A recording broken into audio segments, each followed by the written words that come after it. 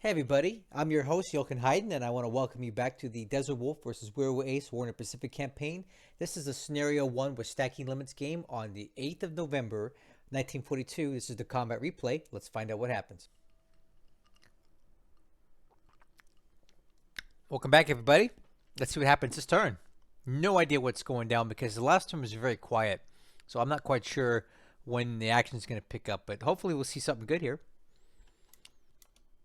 Got some coast watchers. That's always something you see at the beginning of each naval phase.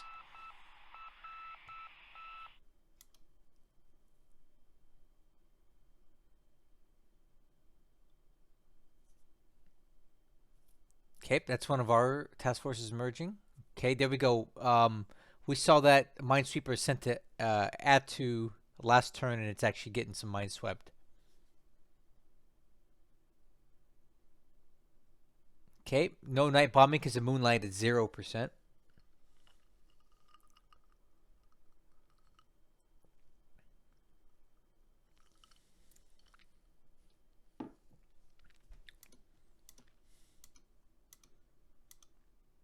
Okay, more coast watchers in the daylight.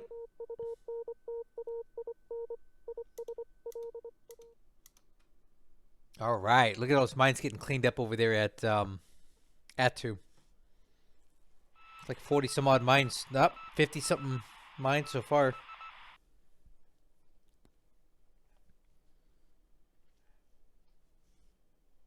Okay, we definitely have some Japanese recon planes, and now the PBYs are looking for different task forces all around the area. Got some Japanese subs out there.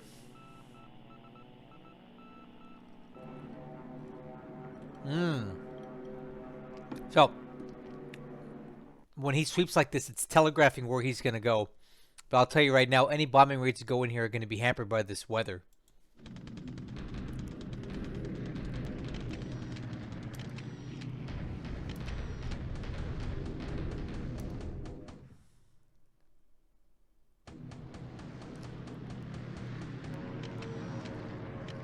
Okay, another sweep.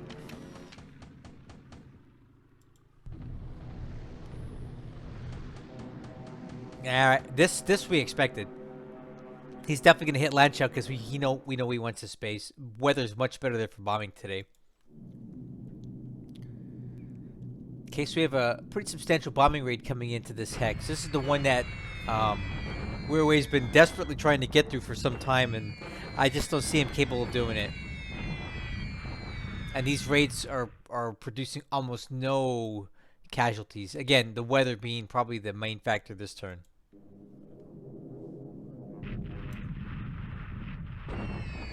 And not much to show for it.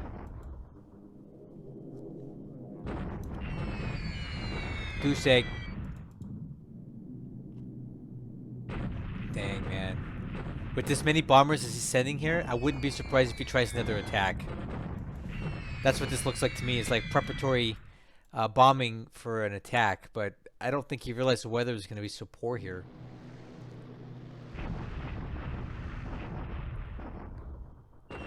Alright, and now he's going in Lanchow. I remember in the last video I said it wouldn't be in his best interest to keep hitting the facilities. He needs to target the troops in Lanchow, not the bases. The base is already basically destroyed, and this isn't really helping him anymore.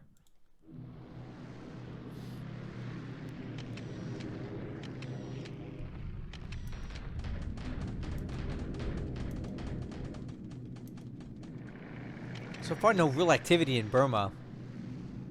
And as you recall, like 2 turns ago, we had that major aerial battle over Chiang Mai.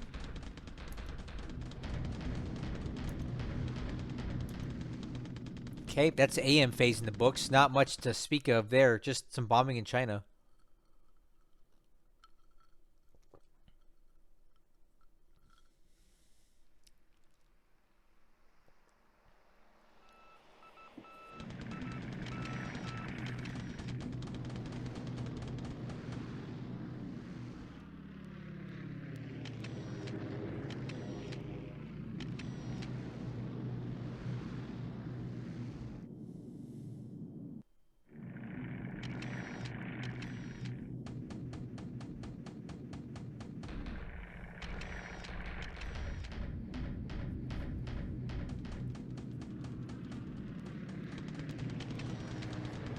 a lot of recon right now.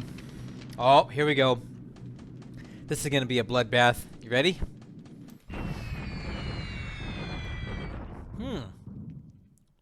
Actually, it really wasn't. I wonder why. Maybe it's the light rain?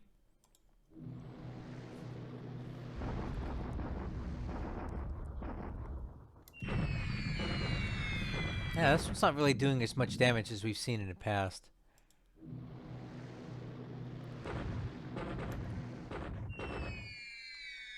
You know, I think it's interesting that DesertWolf didn't sweep over here first, because this could have been a big old cap trap if the Japanese had wanted it to be. Maybe his weather grounded the fighters, not sure.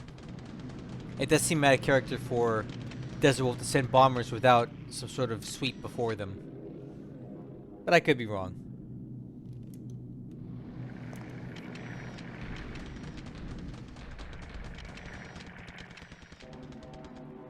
Oh, there's your sweep. A little late, guys. Good thing the Japanese weren't there today, because this is a little too late. P-38Gs, huh? All right. I think these are pretty much the latest and greatest P-38s that are out there right now. All right, pretty quiet air phase.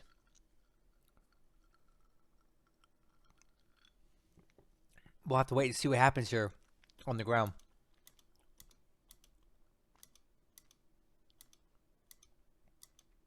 Okay, let's see what we get. Okay, another bombardment. A Lanchow. This time he does a lot better. He inflicts all the casualties and takes none in return.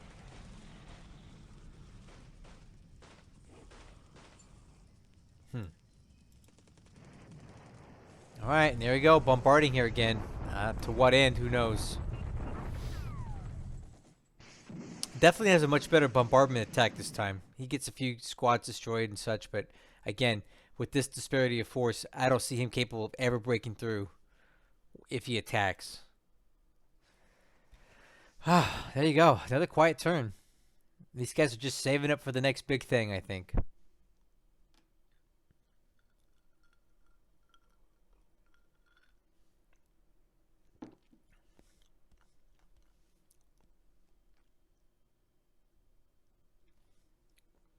Let's see if we get any kind of reinforcements.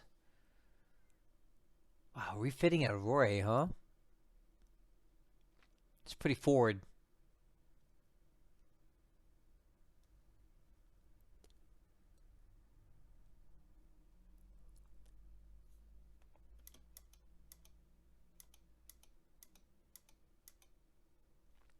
Okay, got a sub chaser there. At East USA, I don't know what good that'd possibly be to anybody. There he goes. That was easy. This won't take long to analyze at all.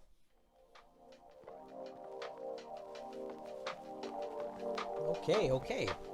Ooh, loud music. Let's turn that down. All right, let's take a look at this turn. This one won't take long at all. Okay, aircraft losses. 1 Japanese, 0 Allied, 1 Lily. The Army lost points for both sides is 1 Allied and 1 Japanese. Not bad. The points total for this turn, the Allies gained an additional 32 points this turn to bring the ratio for the Japanese down to 1.620. So another slow slide for the Japanese. So, looking at the combat report, I think it's noteworthy that we had 52 mines cleared from Attu Island in the Aleutians. But there's still more there per this little indicator there. So the AM conflict will continue to clear mines. Man, that's a big... Man, that thing's a pretty capable minesweeper. Look at that, max speed. Huh. Wow, these are good. Anyway. This thing will continue clearing mines at Attu. Probably one more turn, they should have most of them gone. Okay, second, I did review it, and the only thing that I thought was noteworthy was right here. The radio transmissions at 118, 123. Let me show you where that's at. 118, 123. Right there. So something is in this hex.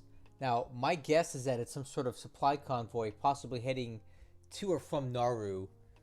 So maybe Desert Wolf wants to think about moving a couple subs out this way to intercept that. I don't know.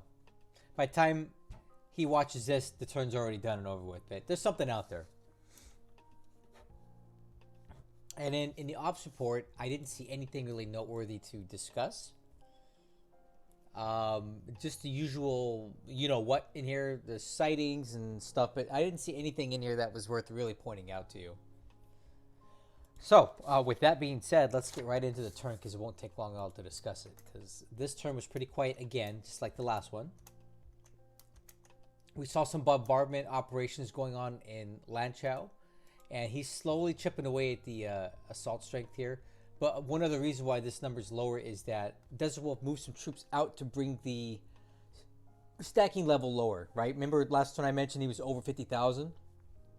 He moved the unit out to make it 49,000, so he's not taking the penalties that you get when you have a stacked base.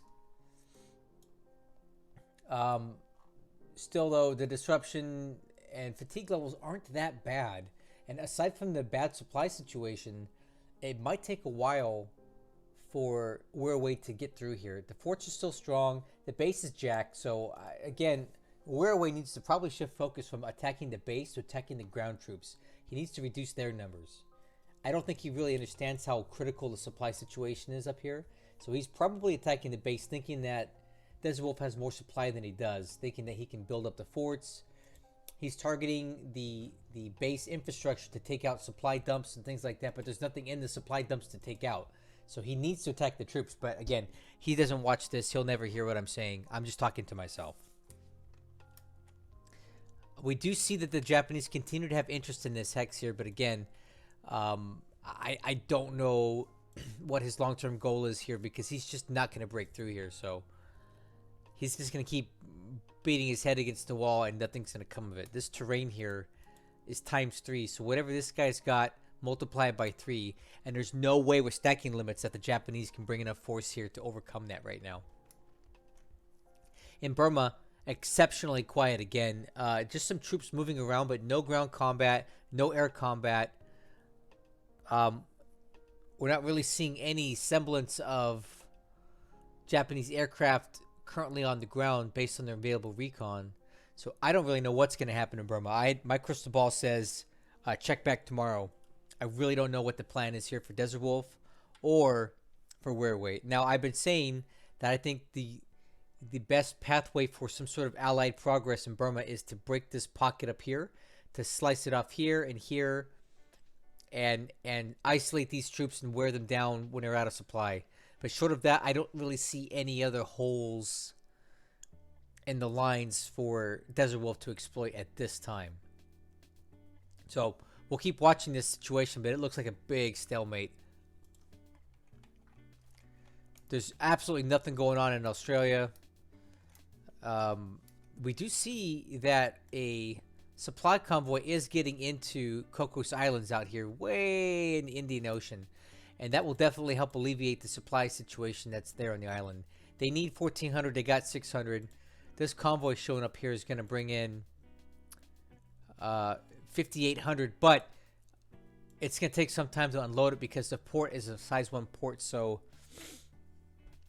this convoy is at risk of getting attacked over the next several days while it unloads. It won't be an overnight thing. No way. Okay.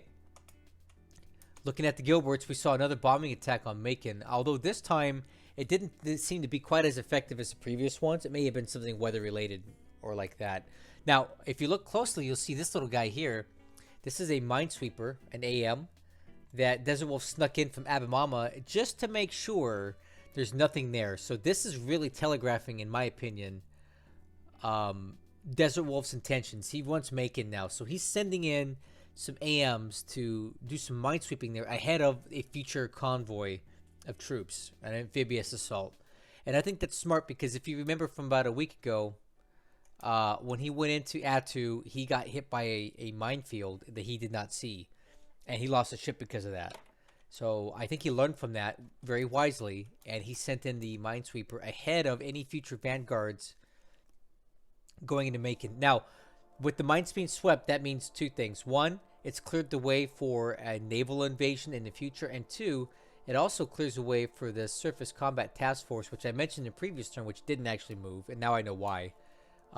It sets the stage for these guys to go in and start doing bombardment attacks at Macon. I'm sure DesertWolf did not want to send these guys in here without making sure there was no mines first, or we'd be scratched 1 or 2 heavy cruisers for nothing. So makes perfect sense what he's doing. I totally agree with it, and I'm taking notes from my own gameplay to do something like this before I send in a main body of ships. So that's really smart. So I really don't think there's much more to discuss on this turn. I've said it before, not every turn's going to be a banger, right? Not every single turn's going to have tons of action, because there's consolidation and repair and positioning that has to go into all these turns before you can have a major attack. We came in pretty late here, just before the invasion of Tarawa, but we didn't get to see the many turns that DesertWolf had to put together to get ready to invade Tarawa, right? We saw when it was all put together and ready to go. So now we get to watch from the beginning the preparation that goes into taking an atoll like Macon. So I'm really excited I get to be here and watch it in the front seat, you know. So I hope you guys enjoy it too, and I hope for you guys who are playing allies in your campaigns, you're taking notes on what DesertWolf is doing, because as far as I'm concerned, he's one of the absolute best. I'll catch you guys on the next one.